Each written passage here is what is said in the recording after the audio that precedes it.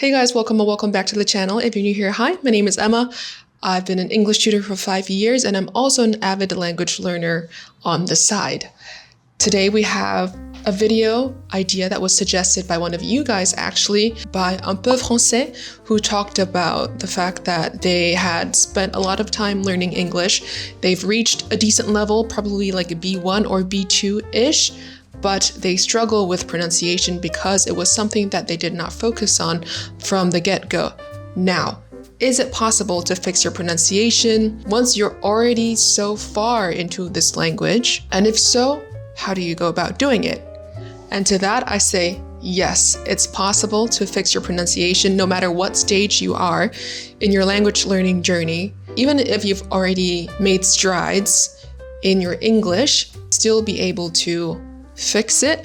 You just have to slow down a little bit more, put in a little bit more intention, but it is possible. And without further ado, let's get into the video.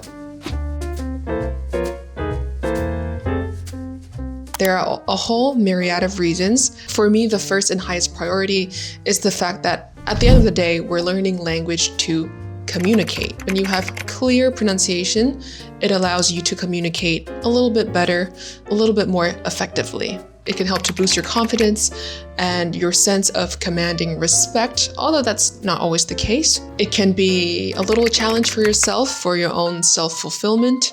For me, as an English tutor, I do need the pronunciation for my credibility, for my job.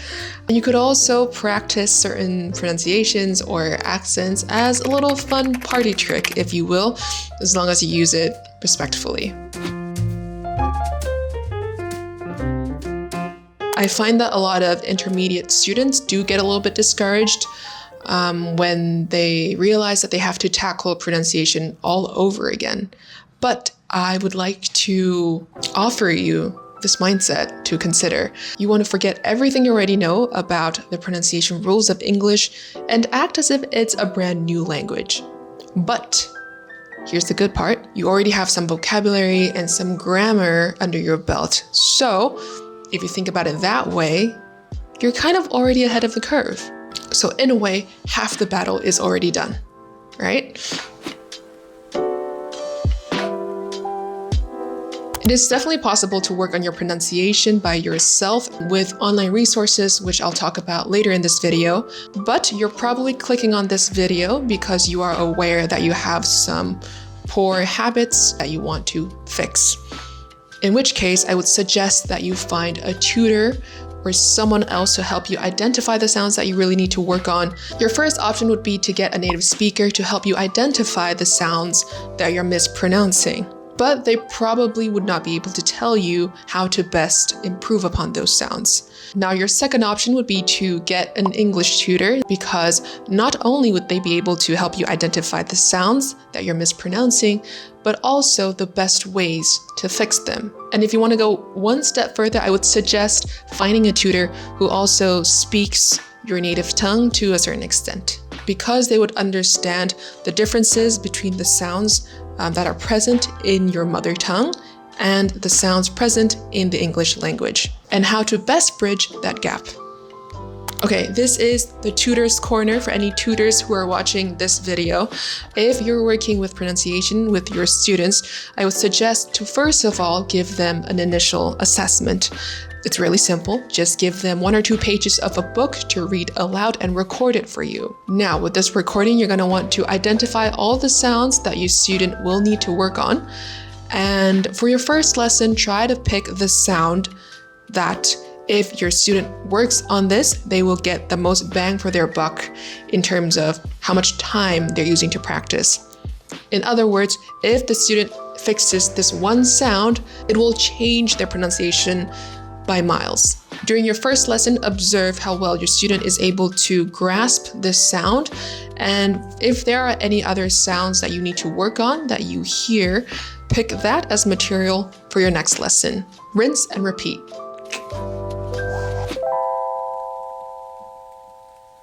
First of all, you want to pick an accent. British English or American English, they do sound quite different. If you're working on your own, I think the best way to go about it would be to find a program or I have playlist suggestions that will help you work on your sounds systematically. So here is the American English phonics playlist for adults that take you through all the sounds that you need to learn. A sounds like ah. Good job. Ah. Pull. Apple. Alligator. This is an alligator. Ah.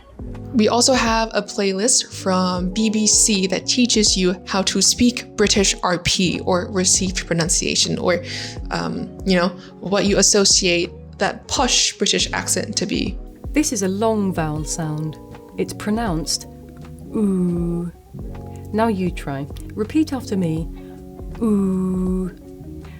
Goose. Two. Blue. Your vowels and consonants put together is what makes up the entirety of the English pronunciation world. And it is a good idea to focus on them separately at first before you combine them together. Take some time to compare how the vowels in your native tongue is different from the vowels in the English language. For example, in English, you have your basic vowels, which are A, E, I, O, U. These are long vowels, but at the same time, you have short vowels in English, A, E, I, O, right? So, cat, apple, long A, acorn, whale, A, E, 10, elephant, eagle, recycle, I, gift, insect, island, lime, O, dog, ostrich, oatmeal, potato. And last but not least, and U, sun, umbrella, unicorn, music. And then sometimes you have sounds, vowels, long and short vowels that sound very similar, such as sheep, ship, feel, fill, team, Tim, beach. What you say is gonna make a difference, so be sure to watch out for your long vowels and your short vowels, please. Your consonants are often broken down into voiced and unvoiced consonants. Voiced consonants, as the name suggests, if you put your hand on your throat, you will feel the vibration of your vocal cords. B, D, G, V, Z, J. And these are only a few examples. Your unvoiced consonants does not have to use your vocal cords, and this can be the sounds P, T, F, S, Ch, K, P, Ch. So beatboxing, when you make these sounds, you won't feel your vocal cords moving at all. Okay, so to demonstrate how to identify and fix the sounds that you need to work on, I will draw comparisons between English and Vietnamese because Vietnamese is my mother tongue and most of the students that I teach are Vietnamese. And I'll also draw comparisons between English and French because this video was suggested by a French speaker. I also happen to study some French myself, so I've worked on my French pronunciation, and I've also gotten the opportunity to test out some of these pointers on a French speaker. Consonants, you either have an initial or a final consonant, depending on where it sits in your word. In English, there are a lot of final consonants that we do not have in Vietnamese at all. For example, the S at the end of the word, sh, and ch. So for Facebook, our first instinct would be to say Facebook, or any plurals for that matter. If you have like table, tables, dog, dogs, it comes very unnaturally for us to have to say the ending S sound. I watch TV. We might fall into the habit of saying, I watch TV. So yeah, when working with Vietnamese students, I pay very close attention to the final consonants. Let's say with French speakers who want to improve upon their English pronunciation, here are a couple pointers I've noticed. And actually it has a lot to do with the shape of the mouth and also where you're producing the sounds from. Tous les sons, ou au moins la plupart des sons, sont produits à l'avant de la bouche, juste ici. Tu n'as pas besoin d'ouvrir ta bouche trop. Whereas in English, if you are observing the shape of my mouth right now, I have to use a lot more of my facial muscles. It feels like I have to open my mouth up a little bit more. And instead of just pronouncing everything at the tip of my tongue, as I feel like it is done in French, you really want to use more of your oral cavity, the space between your teeth, between your gums. So make bigger shapes with your mouth at first. In French, you have a couple of these unvoiced consonants, but they're much softer than in English. Softer in the sense that in English, you have to push a lot of air out. In French, not so much. Wait, let me demonstrate with a piece of tissue.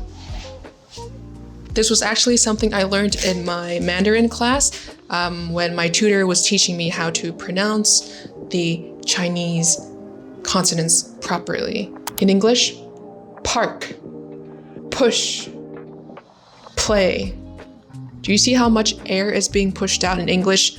The P in French, much softer, not as much air out at all. Parc, plier, pantalon, etc. Et voilà. En français, toilette, tigre, taille. In English, toilet, tiger, not so much, but okay. Et tall.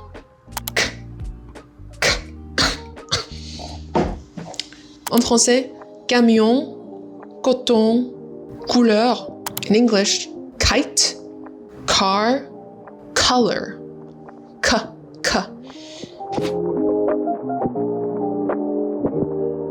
Next, you want to work on shadowing, because pronunciation is not necessarily just the individual sounds themselves, but also your intonation, which is kind of like the rhythm of your speech, how it goes up and down and expresses emotions. Your vocab choice also helps to create the British or American accents. And then finally, your attitude or your speech mannerisms, how you deliver all of these words. For instance, this sentence, I'm really surprised. That's like a basic sentence. Now, to add a little bit more flair, a little bit more attitude to make it more American, here's what I would say. You know, I was actually really surprised. For the British attitude, and please forgive me because this is purely for demonstration purposes, I'm really surprised. Do you know what? I was really surprised. Something like that. Your pronunciation of the individual sounds, your intonation of how your voice goes up and down, your word choice, local slang and expressions, and your attitude, which is the cherry on top. First, I'd suggest shadowing readings. They're slower in pace and they have clear speech, which is very good for you when you're just practicing these sounds, and it forces you to slow down a little bit. Are you ready? Are you steady? Let's go. Are you sitting comfortably? I'm going to tell you about a funny thing that happened to my mother and me yesterday evening. I am 12 years old and I'm a girl. After that, you could incorporate shadowing more natural podcasts or vlogs so that you learn more daily vocab, more speech mannerisms, more attitude, where they put their ums and ahs, where they speed up or slow down. That will help you sound more natural. Explore New York City. If you're shadowing readings, I find that it doesn't really matter who you shadow, male or female voice, both are fine. But once you shadow vlogs, I would suggest being a little bit more picky with who you choose to shadow. Personally, when I pick material to shadow in a foreign language, say French or Mandarin, I try to pick creators that I feel would express themselves closest to the way I express myself. A female podcaster, probably between her 20s and 40s, and who also maybe has a similar personality like I do. Bright and positive, not so much cussing, things like that, because you're learning the language, but you're picking up on the attitude and their energy as well. So good things to keep in mind. And on that same note, when you're trying to recreate a certain accent or pronunciation style, if it doesn't come naturally to you yet, you can also think of a person who speaks in that accent and try to kind of like channel their energy. And that could help you get more into the headspace of creating these sounds a little bit more naturally, and also makes it fun for you. I don't think I've talked about this in any of my other videos, but if you haven't caught on to it already, Emma is a nickname that I chose for myself, and I have my Vietnamese name as well. And I actually picked the name Emma in high school, just in case I ever lived in an English-speaking country. And the reason for that was, growing up, I was a huge Harry Potter fan, as many of us are, and I really loved Hermione. The actress who plays it is Emma Watson. I was really in awe of her acting skills first and foremost, but also her ability to balance her job and her academics.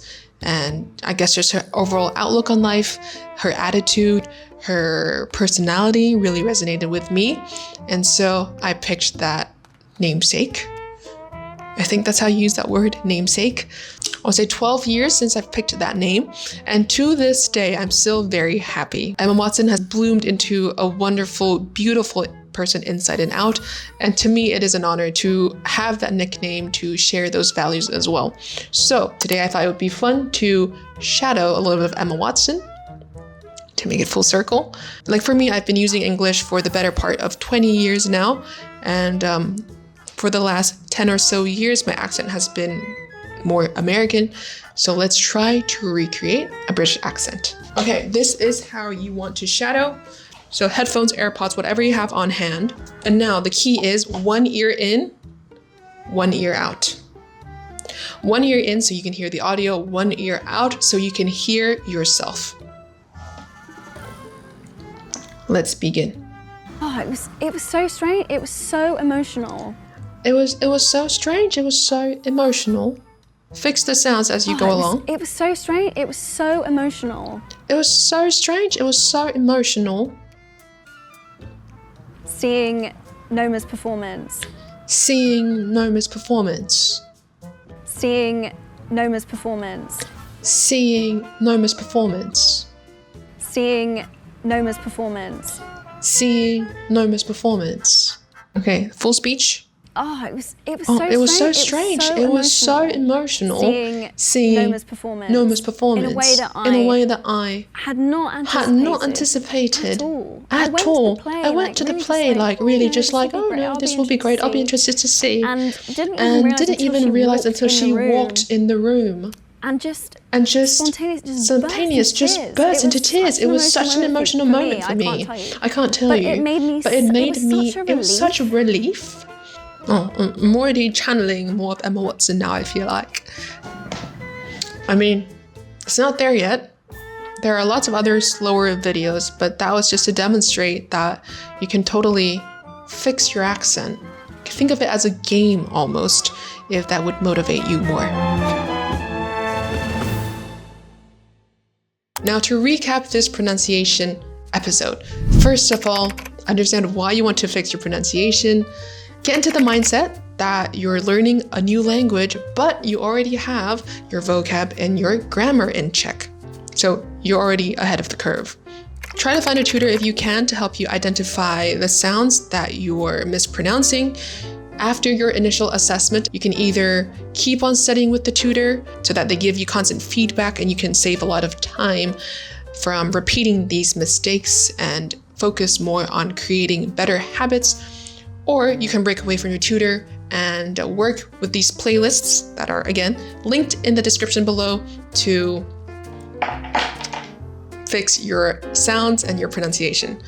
As for the sounds themselves, pick the accent, focus on the vowels and consonants separately.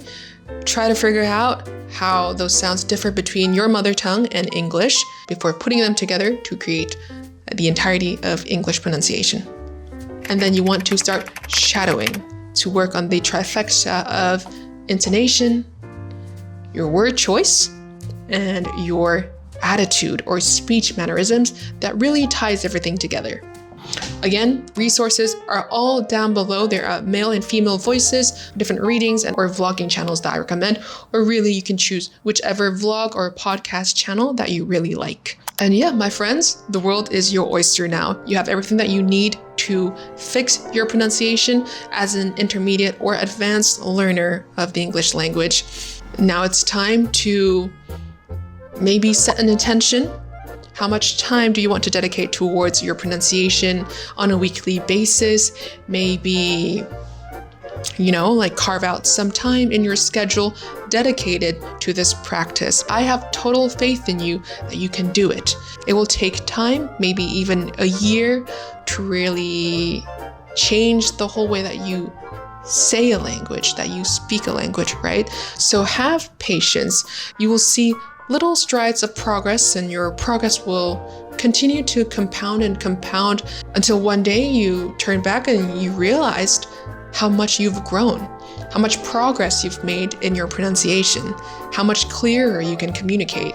And yeah, this is a cause I think that is very much worth striving for. Okay. It has been quite the video. You guys, thank you so much for staying all the way until the end. If you have any questions, comments, or concerns, be sure to let me know down below. Or if you have any other questions related to learning English or English content that you'd like for me to create, you can let me know down there as well. Yeah. Again, thank you so much for watching this video. I wish you guys the utmost best of luck with your pronunciation journey. Have a wonderful week, and I'll see you in the next video. Bye!